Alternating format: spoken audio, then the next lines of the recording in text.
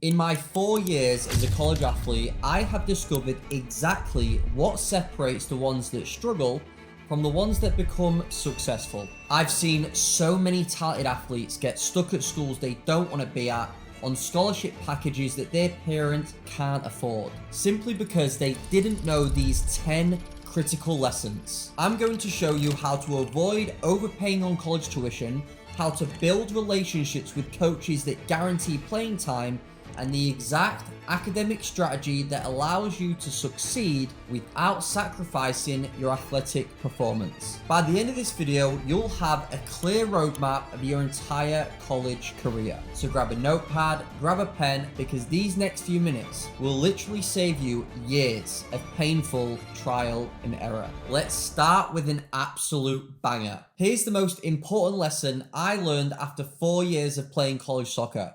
Something I wish others had told me before I even started the recruiting process. Playing time is king. I know it sounds ridiculously simple, but it's what most players don't consider when they're going through the recruiting process. Scrap the label, scrap what other people think, because at the end of the day, you're gonna be the one that sits on the bench watching your teammates play, not your friends. If you play and you play a lot and you get some good stats, you can always move up to a bigger and better program. But if you don't play, what's gonna happen is you're gonna end up transferring to a school, taking a step back, and ending your college career on a low. Scholarship is a huge indicator on whether you're gonna be an important player for a team or not.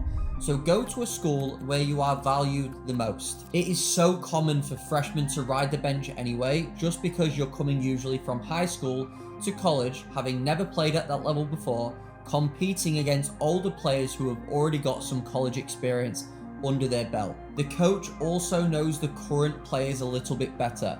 So if you end preseason with a good idea that you're going to be back up once the season comes along, redshirting might be the best option for you. Redshirting is when you don't play competitive games, therefore you don't use a year of eligibility, so you can save it and use it for when you'll actually play. Remember, your college career is finite. Every game you spend on the bench is a game that you'll never get back. So choose a program where you're actually gonna play, not the one that looks good on Instagram. Now think about your favorite coach of all time and think about what made that coach stand out amongst the others that you've played for. Now imagine having that same connection with your college coach, because the truth is your relationship with your coach will make or break your college career. I've had good relationships with coaches and I've had bad relationships with coaches, and my life was a lot more enjoyable when I had good relationships with them. I played more, I played better, and turning up to training was way more enjoyable versus it feeling like a chore. From the very first moment that you speak with a coach, you need to be aware of the relationship that you're building, because even before you turn up for your first day, the coach would already have had an opinion of you based on how you conducted yourself during the recruiting process. So communicate well, earn their trust, and understand exactly how they operate. When you invest in your relationship with your coach, you're not just securing playing time, you're creating an advocate that will fight for you during team selection, recommend you to professional scouts, and potentially become a lifelong mentor long after your playing days are over. And all of that starts with having high standards during the recruiting process. The goal for you shouldn't just be to get recruited. It should be to find a school that fits your needs on a scholarship package that your parents can afford. And in order to do that, you really need two things.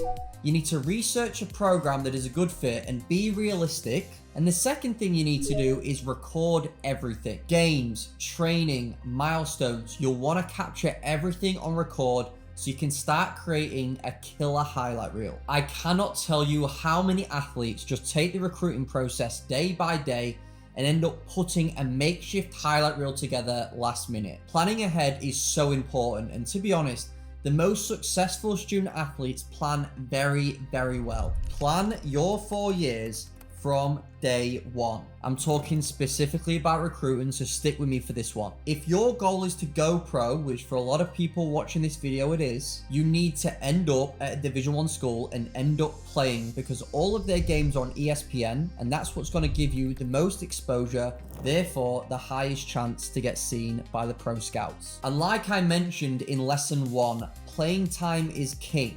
So how do you play at a Division 1 program? You go to a lower division school first, one that you'll play at and perform, and then you can move up to a Division 1 program with a higher chance of hitting the ground running and playing at the Division 1 level. If you do 2 years at a JUCO, NAIA, D3 or D2 and put yourself in the best position year 3 to go D1 and play, you would have increased your chances of playing at the Division 1 level and getting the exposure that you need. And that all came from planning ahead. You can actually go one step further and begin college as what we call an undecided major. Now, this can be beneficial because if you decide what your major is going to be at that first school, you will take a mixture of what we call general electives and major specific classes. Now, major specific classes are usually more difficult. If you're an undecided major, you are only taking general electives for the first 2 years of your school. And if you're planning ahead and planning to transfer, you want to have the highest GPA and also have all of your credits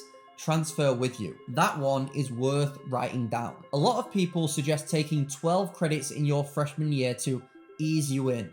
But from my experience, your senior year is your most important. So my advice would be to front load your credits and take 18 credits every semester if you can. But let's get something straight. Being a student athlete is no joke. It is literally like a full-time job. Most athletes think about college as a stepping stone to the pros, where academics are just a necessary evil. And honestly, I was that player too until I realized something that changed everything for me, which is that academics are way more important than you think. Your GPA is important for admissions, which is to actually get in the school, but it's also important for academic scholarship. The difference between a 3.5 GPA and a 4.0 GPA is literally thousands of dollars. So ask your academic advisors which classes are the easiest and which professors are the most lenient. Your diploma doesn't say Harrison took the easiest route to getting a degree in finance. What it will say is Harrison got a degree in finance. You can also use apps like Socratic, Quizlet, and Rate My Professor, which will help you with assignments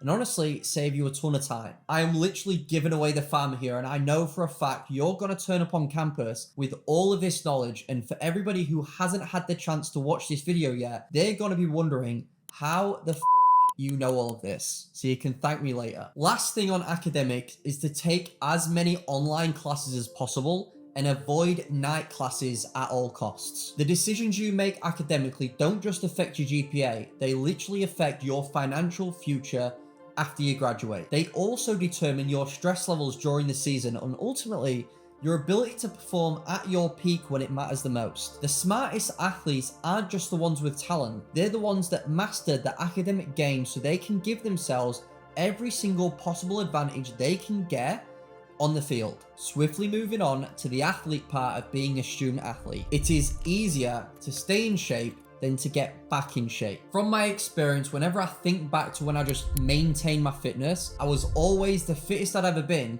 for way longer. And when you're fit, you pick up way less injuries, and believe me, in my college career, I had a lot of them.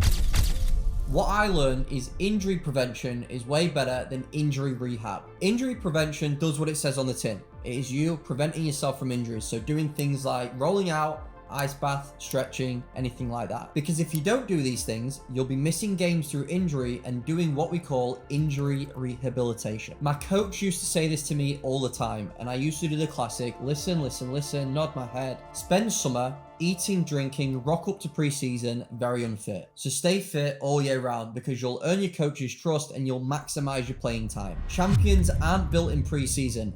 They are built in those quiet moments when nobody is watching. While we're on the topic of preseason, your first preseason sets the tone for your entire college career. I'm naturally quite fit without having to do too much training, but mix that with the fact I'm very competitive. I always push myself to my maximum during all the fitness tests during preseason. Having one or the other will harm you because you absolutely need both. If you're just fit and don't push yourself, the coach is going to question you. Because when it gets to minute 80 and the coach needs his soldiers on the field who are going to push themselves to the very last minute, the coach is going to look at you and wonder, are you that guy? Bearing in mind, there was a player on my team who was an absolute baller. He used to start every single game and then get dragged off at halftime because the coach wasn't convinced he was that player. And the other side of the coin is if you're really competitive but you turn up to preseason unfit, the coach is going to question your dedication to your craft.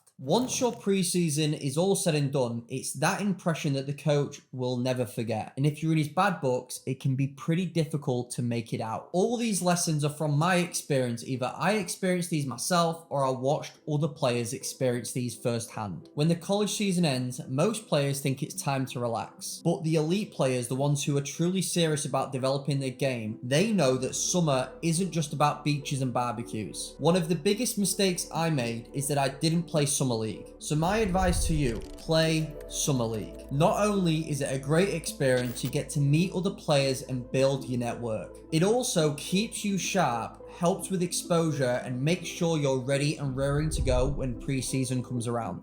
And we've already spoke about the importance of preseason. Anybody who I've spoken to that has played Summer League has always come away with an amazing experience. Because for most players, this is what a worst case scenario when playing Summer League looks like. You get your housing paid for, your food paid for, you have no expenses, you play with new players, for a new coach, in a new location. Don't be the player with regrets like me, be the player who your coach notices has been putting in the work all summer long. A lot of student athletes are broke because you're living from home, left to fend for yourself with little to no income. So here is the best and easiest way to save yourself thousands of dollars. Live off campus and cook for yourself. By doing this, you can literally save $3,000 to $5,000 a year, which is around $12,000 to $20,000 over your 4 years in college. So while your teammates are struggling with meal plan debt, you'll have a full stomach and a healthier bank account. And the 10th and final lesson I have for you is something I did and I actually did very well. I just wish I did it a little bit earlier, like day one or even better, before I moved to America, and that is build a network beyond your team. It is so common for people who play a sport in college to only hang out with people on the team, and to me this just never made sense. Because once you graduate, you're gonna have a very limited network. What if you want a job after graduation? You are potentially banking on a small team of soccer players in one town for somebody to know a guy who knows a guy to get you in someplace, somewhere. So what you can do is you can meet other people at your school who don't play the same sport as you. You go one step further and go to people at other schools or in the local area, because the thing is, you never know what a connection can lead to. They call America the land of opportunity. Whether your goal is to go pro, land a job, meet a girl, or travel, anything you want to do is possible in this country. So with that being said, do not make the same mistakes so many student athletes make. Take control of your future and achieve big things, because I believe in you. You should believe in yourself too. Take one day at a time and enjoy yourself. Enjoy being a student athlete, because before you know it, it will be over like this.